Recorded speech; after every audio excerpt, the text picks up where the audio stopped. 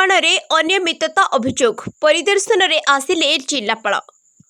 बड़छड़ा block रो विभिन्न पंचायत रे 5टी school गृह निर्माण रे अनियमितता अभियोग परे आज जिलापाल निखिल पवन कल्याण ब्लॉक रो विभिन्न विद्यालय परिदर्शन करी वास्तविक स्थिति अनुध्यान करथिले।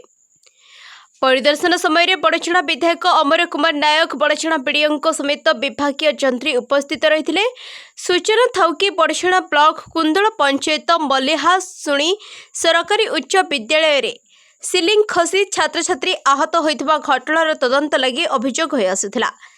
सेहीपरि बंतल पंचायत जनता सरकारी उच्च विद्यालय रो मध्य समान अभियोग पाई जिलापाल विद्यालय बुली निम्नमानर निर्माण पाई दृढ़ कार्यानुष्ठान नेबाकू बड़छड़ा बीडीओ को निर्देश देइथिले। जिलापाल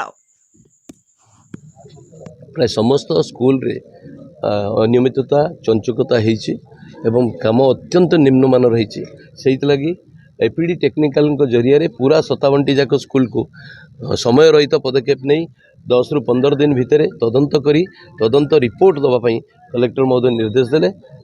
APD technical Satyababu Chandikhol Rashmita Behera report the news today.